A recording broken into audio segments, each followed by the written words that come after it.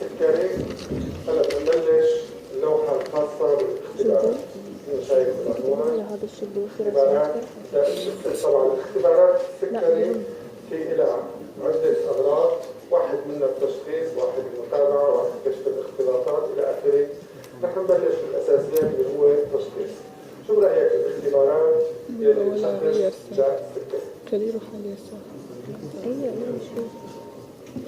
واحدة أنا هيك ما بتخبر. اعمل هيك أحسن. أول شيء شو؟ يعني جاك مريض شكيت عنده سكري، تقول له بدي أنسولين.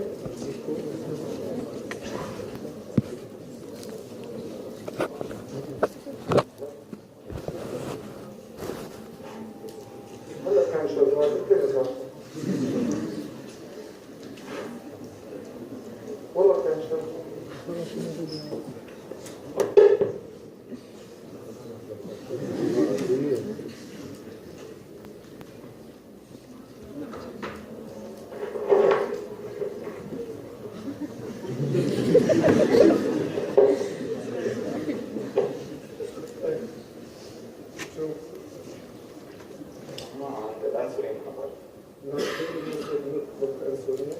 طلبنا الانسولين وطلع يسوي، قلت له روح ما عندك سكري؟ لا، اذا مش تشخيص.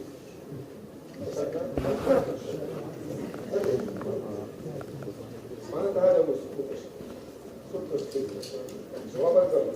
تعال ندور على غيره. موجود مرض سكري. أهم علامة للسكري هو الرجال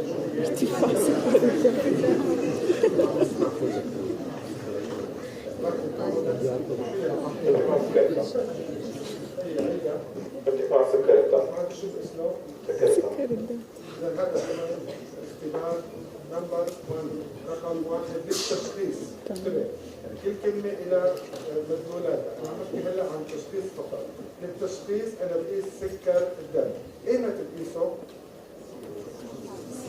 شكل الصبح مساء ساعة. أكيد الصبح. بعد الصيام. بعد الصيام بس. تركيز. ساعة 15 الصبح.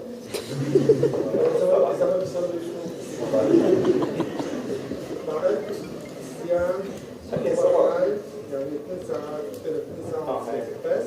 طب هلا إجاك وحدة مركز الساعة 11:30.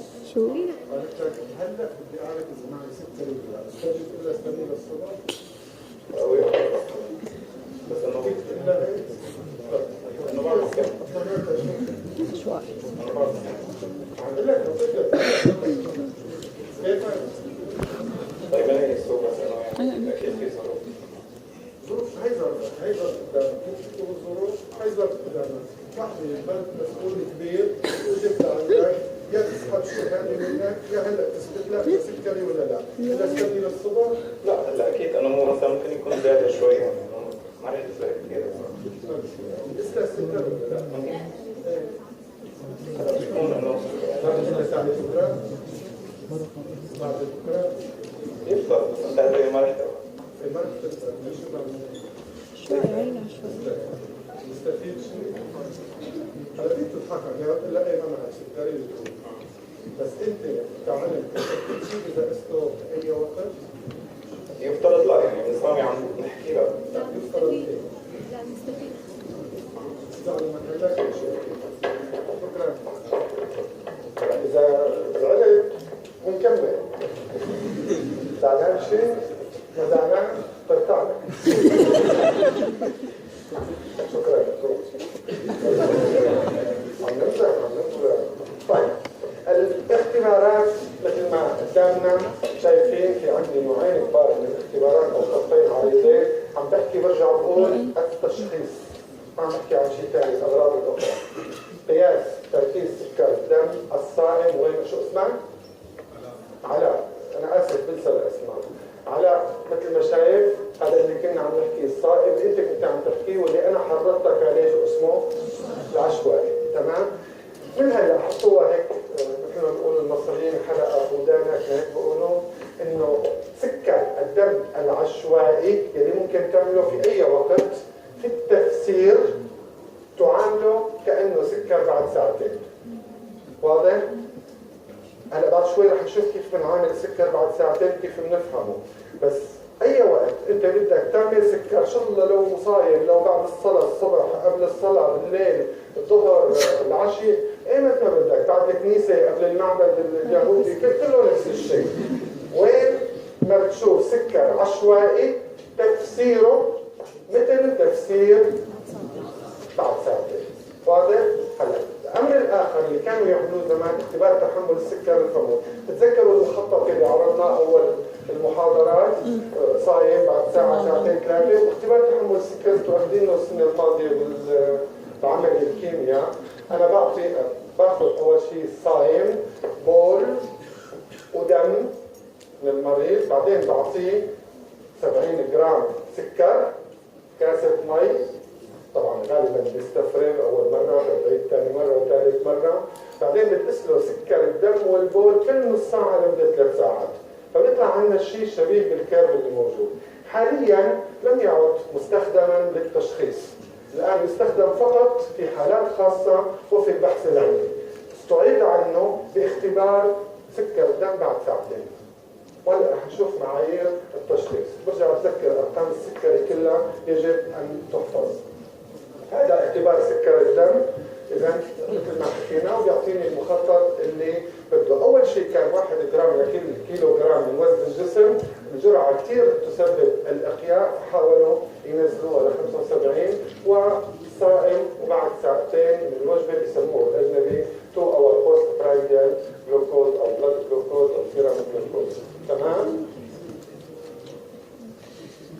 على فكره حتى اللي بيشرب كحول بفوت على الحمام كثير. بس ليش يا حضرتك؟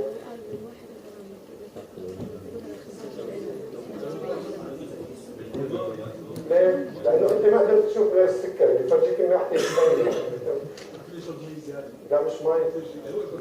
طيب يعني هو يعني اي شيء له ضغط حلولي سيؤدي الى البوار. يعني مثلا السوربيتول اللي حكينا عنه امبارح باساسياته هذا بنستخدمه لما بكره بتشوفوا بالعصبيه اللي عندهم فرط توتر تحت. نعطيه سوربيتول او فانيتول شو بصير؟ بيطول الزياده فبيخف التوتر تحت. يعني فله استخدامات هيك وهيك. يعني حاول تشوف دائما الامور من جهتين، مو ضل تطلع على وجهك، تطلع على الفئات كمان. هذا المنظر اللي بيطلع معنا مع فرط سكر مع اختبار تحمل الجلوكوز مثل ما شايفين. هلا بس له استخدامات خاصه طلعوا بهالمشهد. تعال لا محمد ولجين تعالوا اثنين. هذا المنظر السوي يلي تشوفه عند الاشخاص ضمن الريفرنس رينج بعد الصيام مثل ما شايفين 10 ل 12 ساعه بتكون 70 ل 110. بعد حوالي ساعه من الوجبه 120 ل 150 شو ما بدك. مهمني بعد ساعتين 70 ل 110 وبعدين بينزل. سؤالي هلا لانه اختبار تحمل سكر الدم هو دائما في الدم والبول. عند هذا المريض عفوا الشخص السوي اذا عملت تحليل سكر البول بكل هالمواقع الزمنيه رح يطلع سكر بالبول؟ فاذا الحمد لله. هي وينه على هي مو تبع المسؤولين. فراح يطلع دائما سلبي. فهل هذا يعني انه لا يوجد سكر جلوكوز في البول السوي على الاطلاق؟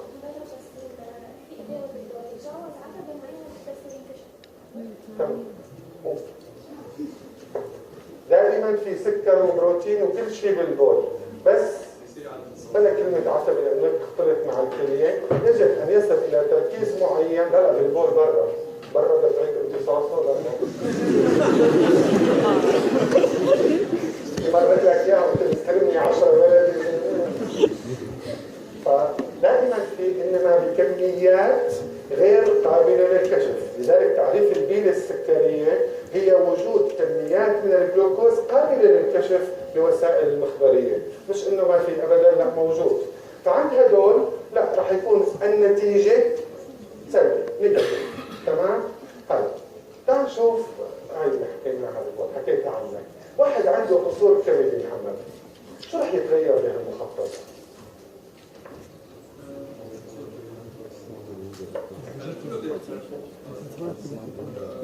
معلش تفكر فيه شوي ونشوف كل نقطة. الكبد هنا له شغل أكثر مع الجلوكوز، زي حكينا بأول محاضرة. له بس خلوه يفكر، حرام لا تقول مضطهد ومشان شيء.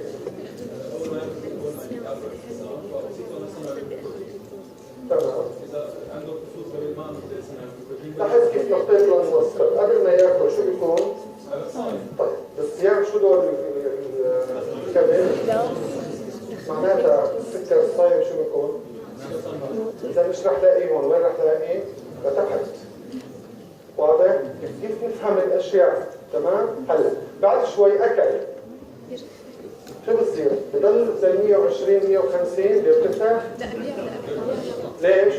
ما خزن جليكوجين. مش عم يشغل الكبد، مش عم وبالتالي الاستهلاك وتحول جليكوجين وتحول الى شحميات مش راح يصير. فشو بصير عندي؟ هون بيرتفع، ممكن يوصل لاكثر من هيك بكثير. طبعا بهيك حاله لما يرتفع كثير مين راح يطلع؟ الانسولين، وراح يشتغل على الانسجه الثانيه بسرعه، وبالتالي هون الانسولين راح يكون مرتفع، راح يحاول ينزل باقصى سرعه ممكن الى تحت. بعد ساعتين شو بصير؟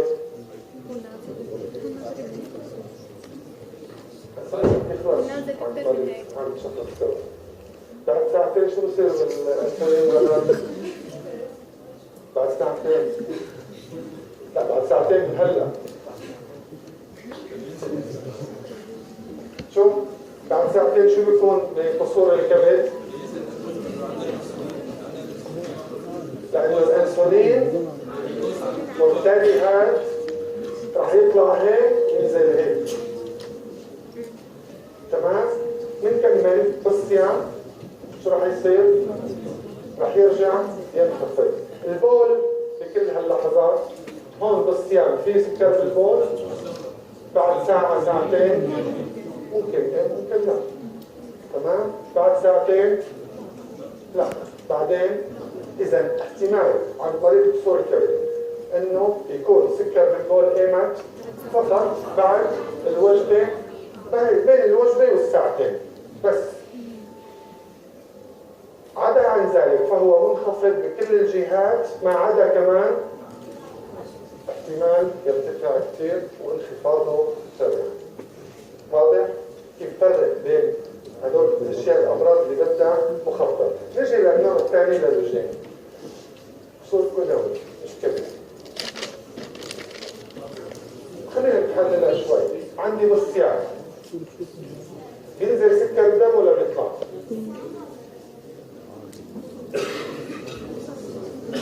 شو يعني قصور كلوي؟ أول شيء شو وظيفة الكلية؟ إنه تمنع الأضرار لدرجة 180 أو 160 بعتبة كلوية. تمام؟ طيب هي مش شغالة، معناتها مش رح تمنع فكبه، وبالتالي سكر الدم شو بيكون؟ منخفض مثل الكبد. كيف نفرق بيناتهم؟ مثل الكبد بعد شوي رح ياكل، رح يطلع الانسولين بسرعه؟ لا، خذ نص ساعه. بس الكلية لساتها شو؟ وبالتالي هاد ينخفض بالمقارنة مع السوي وبالمقارنة مع قصور الكبد. وهون كمان منخفض كله نازل.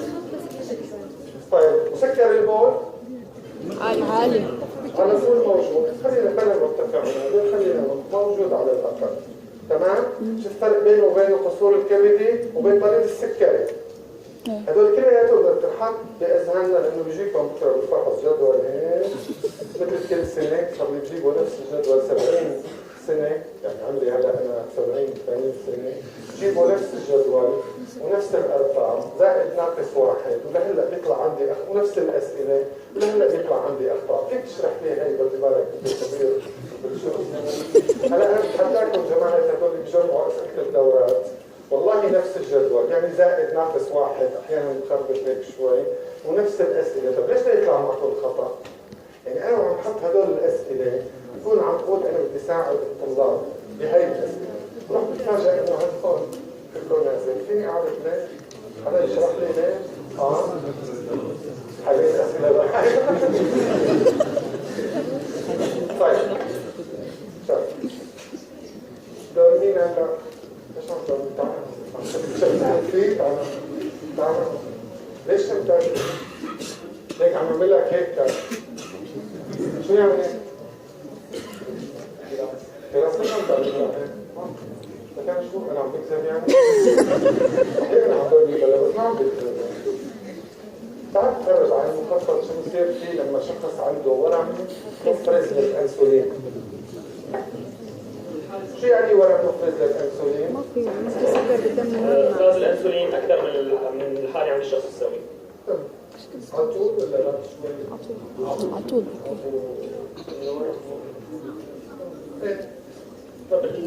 بالحالة العادية حيكون سكر دم منخفض عن الحالة السوية عن الشخص السوي. عادية ولا سوية ولا مرض؟ قصدي عفوا بالحالة قبل تناول الوجبة. ركز معي مو مع قبل تناول الوجبة رح يكون مستويات السكر أخفض من الشخص السوي. عند مين؟ عند الشخص اللي عنده ورم انسولين. وبعد تناول الطعام كمان حتكون منخفضة. وبعدين؟ كمان حتكون منخفضة. يعني مثل مين؟ مثل خصوص بس شو الفرق بيناتهم؟ بوز 1-0 وواحد شوي. ما في سكر بالبول. هناك بيكون انسولين ما في سكر نهائي. عم بقول الكلية وظيفتها شغالة فما عم تطرح. سكر بالبول ولا عم يرتفع سكر الدم فوق العتبة. هلا للأمانة دائما بجيب هيك أسئلة بس بجيب شي واحد أو اثنين خواتم. وين في حكى تعال. وصلنا لهون. طيب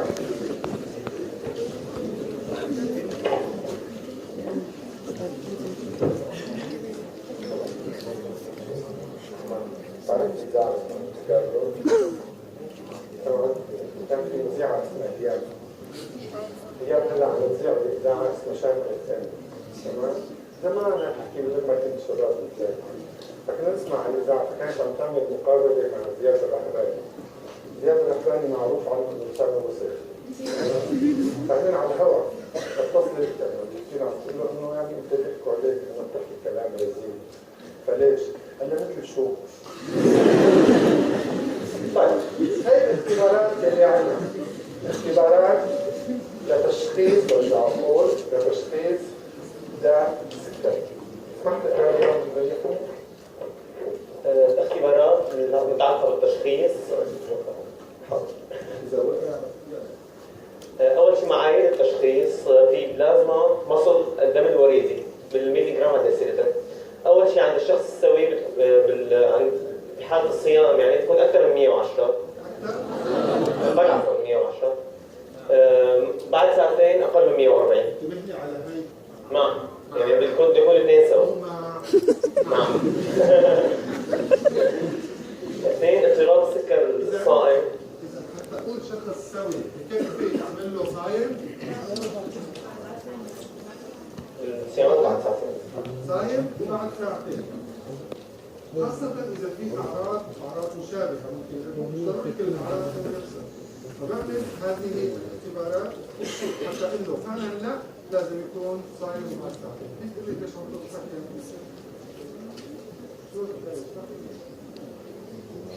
بعدين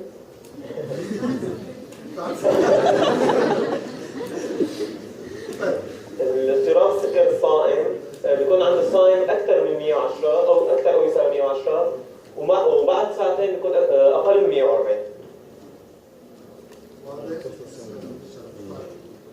ثلاث اضطراب تحمل السكر عند الصائم اقل من 126 وبعد ساعتين بيكون بين 140 و 200.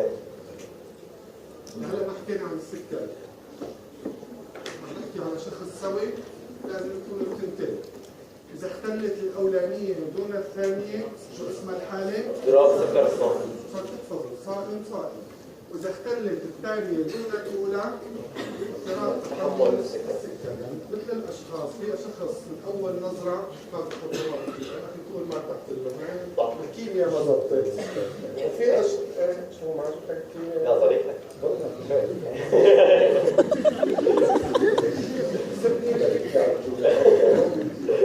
في شخص قعد فترة مع الأشخاص ما عاد يتحملوا فسلام عليكم.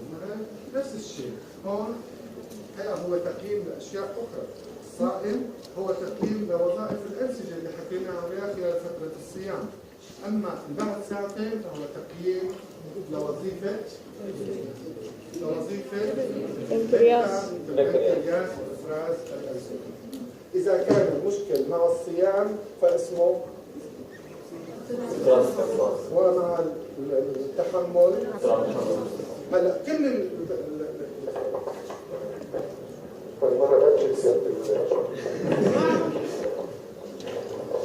كل الكتب لاحقا بيكتبوا لكم انه هالحاجتين بيسموهم للاسف حالات ما قبل السكري. هاي تسميه غلط، مش كل واحد بصير عنده هدول الشغلات هو حتما رح يلبس. حتى بالاحصائيات اذا ما عملت شيء 5 ل 10% من هدول ممكن يصيروا سكري، فما عاد فيني نسميها حالات ما قبل السكري. خلينا نقول ريسك فاكتور، عامل اختطار، عامل اخذ شو ما بدك، بس هي مش حاله قبل السكري. واضح؟ هلا تشخيص السكري هو وحده من هالثلاثه اللي موجودين واللي رح تقرا لنا اياهم السماء. أعراض داء السكري، داء السكر عشوائي أكبر أو يساوي 200. وينو علاء؟ شلون بدك تشخص لهي سكري؟ خلوه يحكيك ولا يشكيك ولا ما بتقدر تقول له؟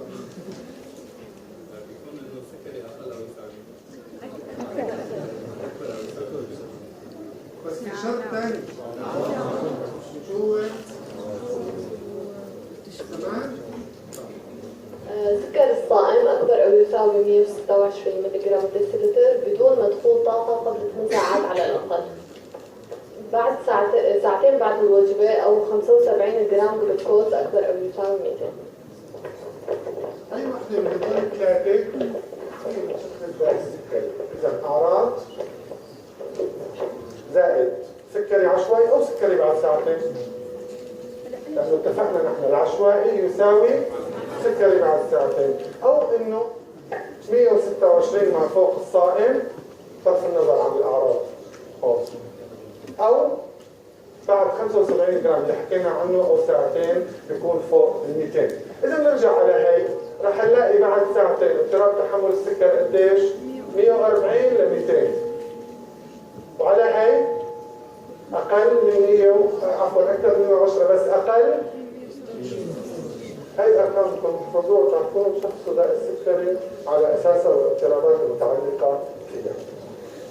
في شيء أحيانا بصير إنه بيرتفع سكر الدم لسبب ما فجائي وربما يعود. تمام؟ هاي الحالة الثانية إنه قلت لكم قبل في كثير مرضى سكري بيتعايشوا مع مرضهم سنة وسنتين وثلاثة وغالبا بيجوا لعندك بحالة سبات. يعني السكري مش سريع لليوم تبلش تقرر دغري لازم نبلش علاج، معك وقت.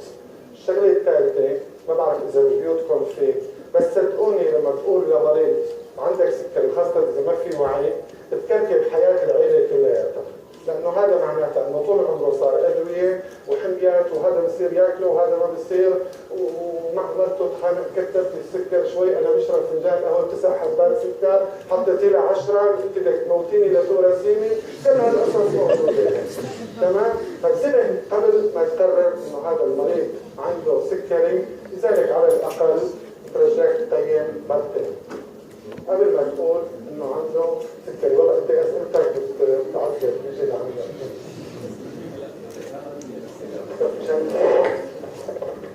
إذا كان عندي السكر عشوائي كبيرتين بس ما عندي أعراض، طيب شخص هلا بقيم ساعتين بعد. هن متوقعين انه رح تسألك سؤال.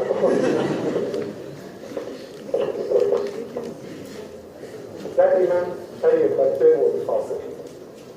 تذكر انه ممكن يكون في ستريس، ممكن يكون في فرط هرموني لسبب ما مؤقت، ممكن يكون في خلل ما، فكان معه طول الوقت مش رح يتاثر اليومين ثلاثه، رجع قيم صح، والافضل انك تعمل اختبار تحمل السكر اذا بالمجال.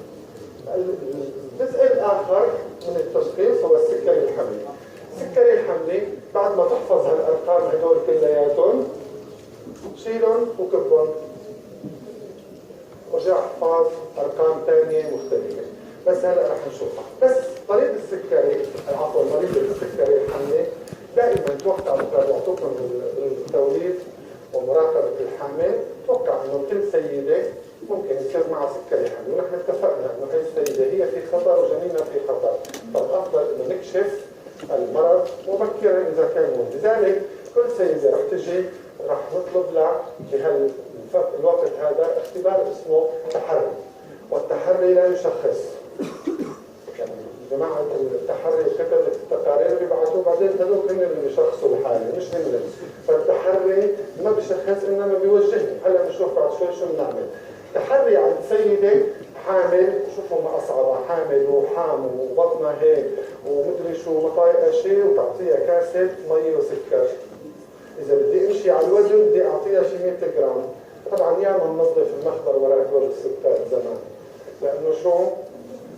لذلك بنبلش بكمية صغيرة، بعطي 50 جرام وبقيس بعد ساعة. إذا كان تحت ال 140 مع السلامة ريحتينا، إذا كان أكبر أو يساوي 140 فإلا عندك سكري لا روح بيصير على ثاني. الاختبار التشخيصي. الاختبار التشخيصي هو صيام ساعة، ساعتين، 3. هدول الأرقام مثل ما هن تحفظوهم. إذا كان 2 من هدول أكبر مما هم عليه اختلف تماما الحكي. 2 من هدول يعني واحد 106 وواحد 191 فهي سكري حمل. تمام؟ هلا حقيقة بجوز ما تكون هيك، بس صار في اتفاق معين، والارقام ما تتفاجئوا انه ممكن تتغير باي وقت اذا ما كانت هلا فعلا متغيره. اوكي بس هلا نحن هدول متفقين عليهم. واضح الحكي؟ اذا كان في 2 فبكون عند هذه السيده سكري حملي، فبتبلش بالنقطه.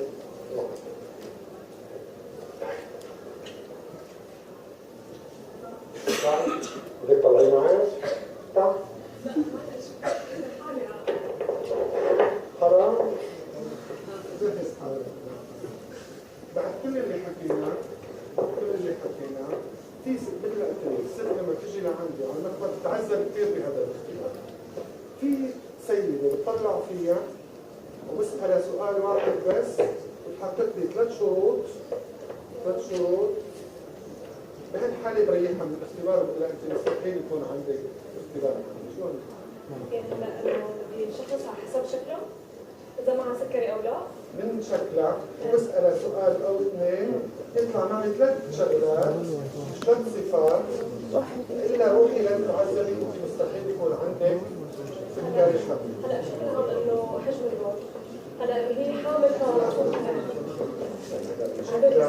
لا بسألها انا ما هيك بس بسألها انا هلا الوزن كل سيدة حامل عدد البلاد عندها اكثر. هلا اكيد فإذا المثل هلا الوزن في 4 شغلات بتحصلنا الشخص السكري، نقصان الوزن شيء ما بتشخص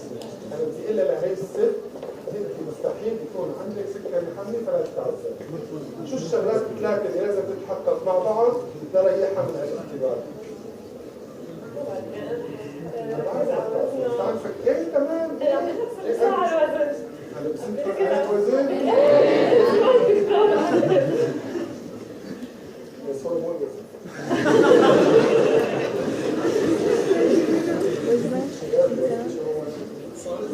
شهيدنا غير الوزن. خليكي بالوزن. بس هو بصير بيتأخر كثير إذا مع سكر. مين سمعتي هلا؟ عم تقول لي حجم الجبين سمر. بالمنظر تاع السمر. شو نعمل له ايكو؟ نعمل له ايكو. ما في فكرة. منظر أنا بعدين في مخبر جيني مو مساجي.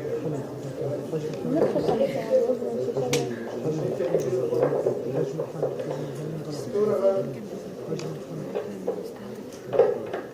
حجم الحمل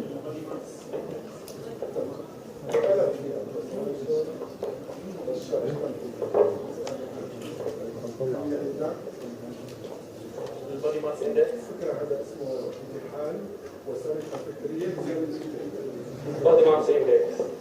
رقم واحد منسب كتلة الجسم هو ضمن المجال السوي بيكون أقل من رقم هلا بعد شوي بتشوفوه. اثنين لا رغم في قصة عائلية إذا ما في قصة عائلية لا ايش ما في قصة عائلية هلا صاروا تنتين ما في قصة عائلية بادي ماس اندكس سوية في وحدة ثالثة شو هي؟ هي بالاصل مع قال لك سكري الحمل ما بصير الا وقت يكون عندها حمل. مين اللي اخترع عن قصدي محامي؟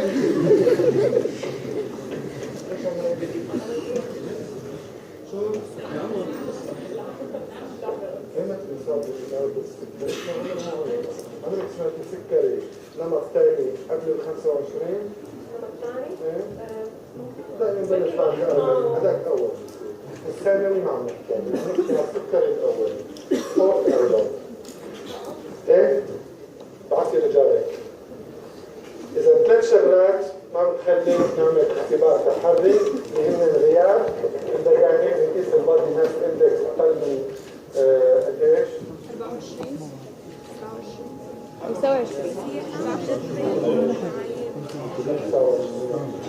مين يزود؟ مين بينقي؟ دوروا عليها العمر أقل من 25 ولا يوجد حالة عند الأقارب إذا تحقق هذه الشروط الثلاثة معا شو؟ معا سوا مو معا سوا إلا للسيدة روحي على بيتك لا تخسري ولا توسخين المخرج مش خايف توتر حتى شوف النظر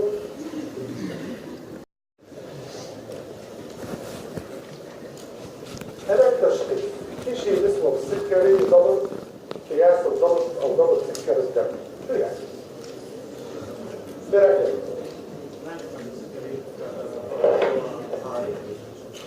عشان ما يؤدي الحمام وما نسمع له كمان ينخفض نخفضه ضمن حد سوي. انا اختصاصي مخبر هذا الحكي تروح تقول له يا تبع الباطن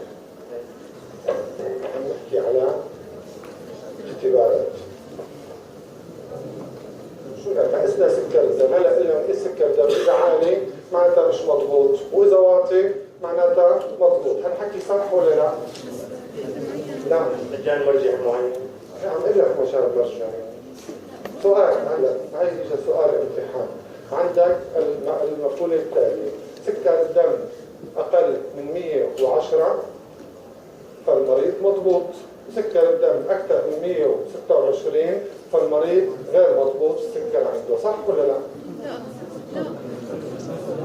لا سكر الدم اي حسب شو؟ هلا بس يقولوا لك كلمة تسمع الغريب طيب هلا انت حددت صايم ولا فورا عشوائي؟ صايم هو واحد طيب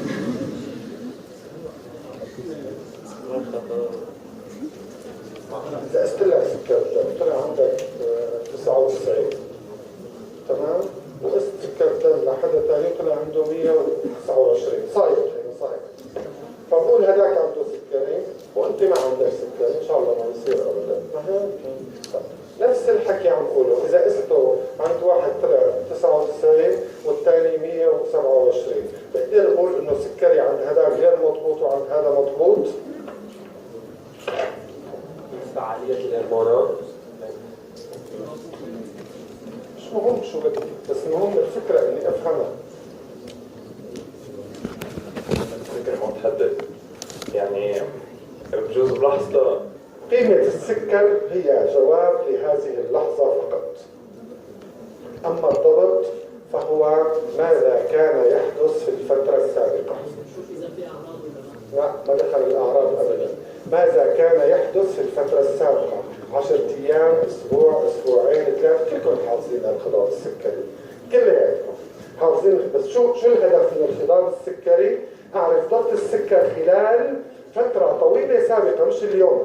وسكر الدم لا يمكن أن يعطيني فكرة إلا عن اللحظة التي فاز فيها وساعتين 3 قبل. بس أنا المريض مش كل سنة اليوم رح شوفه، بعطيه دواء بقول له ارجع بعد قديش؟ ما بتعرف، حلو، بس مو بكرة ولا بعده.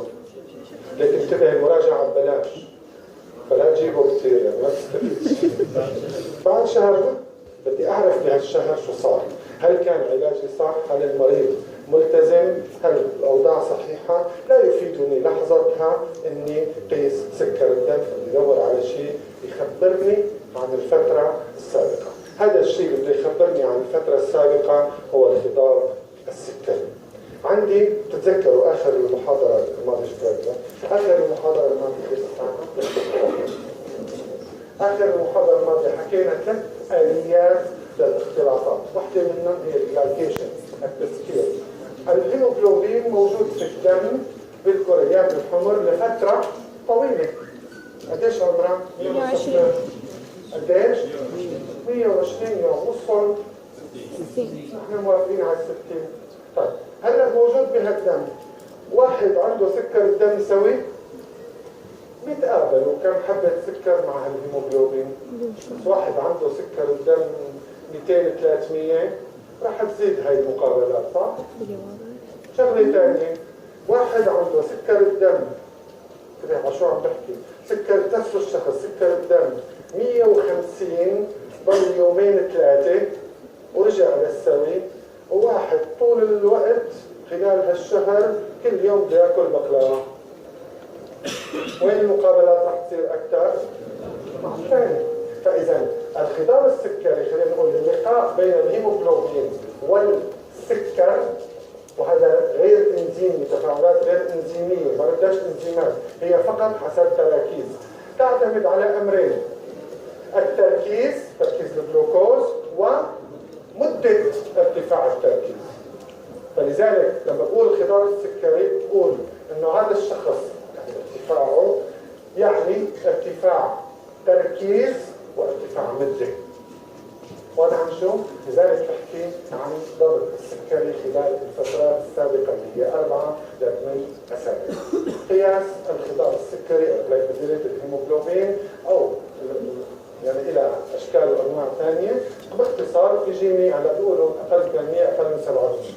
كان دائما سؤال موجود إنه ليش ما بنستخدم الخضار السكري في التشخيص؟ لا، حتى بدون هدول، بدون هيك شخص ما عنده شيء، هلا بنجيب سيرة هي بعد شوي. عموما ليش ما بقدر استخدمه بالتشخيص؟ لأنه أساسا موجود. حتى ولو بقدر شخصه. هلا في اسباب كثير، وحده منها تكنيك فتن، حتى الان معايراته ما في موثوقيه او معوليه عاليه حتى الان، ومع ذلك في عندكم معايير موجوده بالكتاب، شوفوها ايمت ممكن تستخدم الخضار السكري للتشخيص، وحاولوا تحدثوها عن جديد من منظمه الصحه العالميه و اتحاد السكري الامريكي. دائما دول الاثنين بيطلعوا معايير كل فتره. هلا السؤال وينه ابو فخر الدم؟ سؤال: امتى عندي المريض ما بقدر استخدم له الخضار السكري؟ لا، اي حاله ستغير تركيز الهيموجلوبين وعدد الكريات الحمر ما كان مرض حجاري، مرض مناعي، بس مش فقر الدم. مو فقر الدم. بتعرف ليش مو فقر الدم؟ لأنه بالأخير من عملية نسبة. ممكن يكون عدد الكريات تسوي حتى فقر الدم. ما عجبه الحكي. عجبها؟ فكرتك دايما معارض. طيب هيك حالة طبعا حكينا عن التركيز وعلى المثل. الحالة الثانية اللي هي ظريفة هي حالة شو؟ الحمل. واحدة الشهور الأخيرة وسكرية وبدي أعمل لها قيصرية. كيف بيفيدني أعرف ضغط السكر عندها قبل شهر؟ إيه؟ وينه؟ طيب أنا تعال والله أنت بخك بده حلو بس بده شوية تعديل. تعال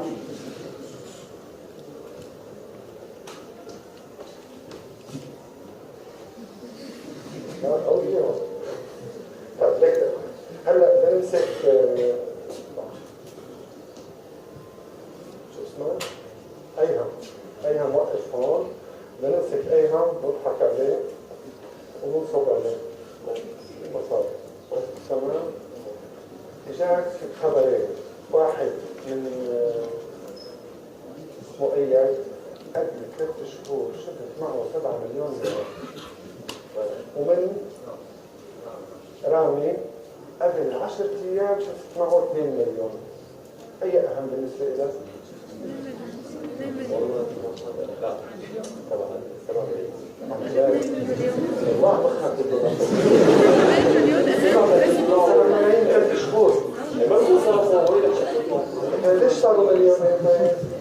هذا ما قبل 10 ايام الجزء وصل له قبل ب 10 ايام، بس صار هذا معناته شو الوضع الحالي؟ هو هذا اللي هذول عم يجيبوا لك اخبار عن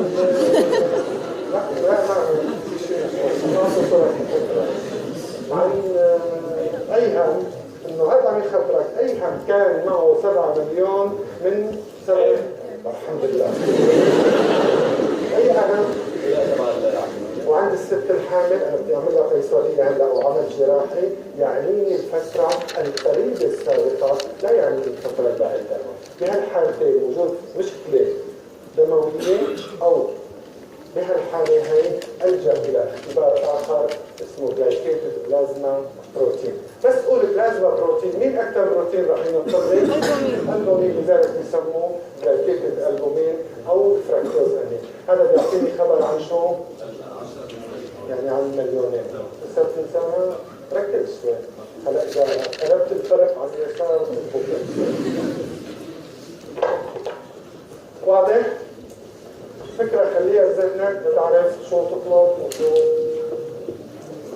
هدول الاختبارات على السريع كثير لانه انتم تعرفوا انا لازم وقف فترة الانسولين مشان نشوف اي نمط، سيب التايب مشان نشوف البنكرياس داخلي ولا خارجي، الانتي بوديز مشان نشوف تايب 1 لانه دائما بيترافق مع هذا الامر، بنشوف شغلات ثانيه، وظائف الكبد، وظائف الكليه، بندور على الاختلاطات اللي ممكن تصير، بقيس الكرياتينين دائما عند مريض السكري وكل 6 شهور، وانتبه بالكرياتينين بكره بيعلموكم انه ما اعطاكم الكليه ولا لا، الا انه القصور الكلوي هو لما يصير المريض عنده فوق ال 1.78 ما بعرف قديش، مريض السكري وكل مريض الحقيقه لا يمكن يوصل لهالرقم قبل ما تخرب 75 من كليته.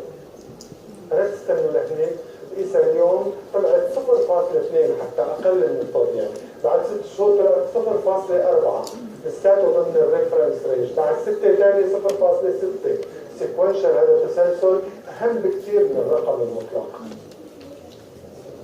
المشكله حتى هي لها مشاكل كثيره وما حدا استخدمها الا الدكتور مش عم ما قصدي. الاختلاطات على السريع كمان، طبعا السبات انواعهم هذا اللي بيعنينا اكثر شيء، بفرق سكر الدم حكيت لكم عليها، هو جاي انا من البيت مريض سكري مستني اكل كبده اخذ انسولين، لا وقتها هذا بصير معه سبات نفس سكر الدم اللي شاف حماته من الرابع. شو ايه ولا لا؟ كثير، لا هو شاف الرعبة بس مع أخذ الأنسولين ارتفع سكر الدم بسرعة يؤدي إلى إجفاف داخل الكلوي. هون ما بيهمني الرقم بقدر ما بتهمني السرعة. ليه تركزوا على الأشياء؟ في أشخاص معهم سكر 400 ومركزين أكثر من محمد والمشكلة الثاني. كرام؟ كرام شو؟ نفهم. طيب في أشخاص بيكونوا بس في أشخاص بترتفع هيك عندهم مباشرة بس إلى فترة قصيرة بصير عندهم حالة فرط سكر دم سريع سحب مي من الخلايا تشتغل. في عندي الحماض اللبني لاكتيك. تذكروا قلنا عن اختلاطات السكري، اختلاطات الأوعية. يعني عندك أنسجة مش عم يوصلها تروية وبالتالي ستعتمد كمصدر للطاقة على لا هوائي وتعطيني لاكتيت يرتفع ويصير في عندي. لما يرتفع اللاكتيت وين ديري بالك على حمض البول لأنه بصير في تنافس على الأطراف. ديري بالك من الأجسام الكيتونية إذا بتجني ما بقول لك الباقي. ثبات بنقص سكر الدم أي حالة فرط أنسولين لا تتجاوز لا تتناسب وتصير وينه؟ ايه انت منك فوائد مو تجارة ثالث لا تتناسب مع المدخول يعطيني. واخر شيء ما يسمى باليوريميا. بالمناسبة اليوريميا مش هي فرط بولة الدم مثل ما كثير. اليوريميا هي اخر مراحل القصور الكلوي. والشكل الخامس الاكثر خطورة هو شكل الحماض الكيتوني السكري اللي شرحناه كيف بصير واللي هي بطاقته على ما اظن بالنسبه هدول هي اليات حدوثه. عنده اقياء والريحه، عنده فرط تهويه، عطش وتجفاف. اذا بلشتوا من فوق وجمعتوا كل المعلومات اللي حكيناهم لهلا رح تطلع البطاقه الموجوده مثل ما هي بالعربي بالكتاب. اختار اي وحده منهم وامشي مع الاسهم رح تتوضح وكلها شرحت سابقا. إذا بلشنا بالجلايكوجين والجلوكونيوجينيسيس فرط سكر الدم يروح سكر على البول وبالتالي رح يصير في عندي بوال بخسر شوارد بصير في عندي نقص حجم وهذا الاشكال. هدول مع الباقي كله رح يعطوني العطش. فرط التهوية ليش؟ حماض تعويض معوضة. رائحة الخلول ليش؟ يعني كيف تفرق هذا عن نقص سكر الدم؟ اثنين جايين صباط واثنين عندهم سكري. كيف بعرف نقص ولا هون؟ هون في ريحة. إذا ما بتشمي حسيت الشم. بالمعظم حالة الأطفال الكيتوني بشموا ريحة نفس بقول لك ما بتشمي. أنت ما بتشمي ما بتشوفي. ما بتوصل. ليش؟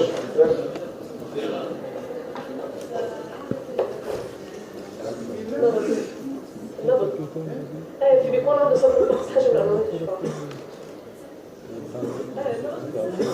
نقص حجم لأنه نقص سكر الدم ليش بتسرع؟ بسبب فرط التهوية. ليش؟ لأنه بيطلع الأدرينالين. نقص سكر الدم هي حالة ستريس بيطلع الأدرينالين وبيعمل لكم كل هالأعراض الودية بيسموها اللي هي ضبط فرط التعرض. إذا ما بدك لا تشوفي ولا تشمي حطي إيدك على إيديك ما فيها شيء. يعني المريضة الطبيبة والمريض ما فيها شيء. بيطلعوا إيديك كلياتهم شو؟ مي تعرض. هذول الأعراض اللي طيب إذا بالآخر كل الحواس عندك مش شغالة وأنت بالصحراء وهدول المريض قدامك وعندك حل وحيد شو هو رح يكون؟ إنه بدي تساعده يعني؟ بتقولي بالآخر يا نقص يا فرط. إذا أنا معي جلوكوز بعطيه جلوكوز. إذا هذا العلاج والتشخيص بنفس الوقت. إذا ما عاد عندي شيء بعطيه شوية سكر. إذا كان نقص سكر الدم خلال ثواني مستعد ينفضل بالبوكس بعد اكسبرتيها من وراء. طيب عن جد خلص. طيب أنا آسف لك. طيب بعطيه سكر. إذا نقص سكر الدم فمباشرة رح يتحسن. إذا فرط سكر الدم الشاة المذبوحة لا يهمها السلخ. هلا يمكن ثلاثة فيه ويمكن ما فيه خبركم.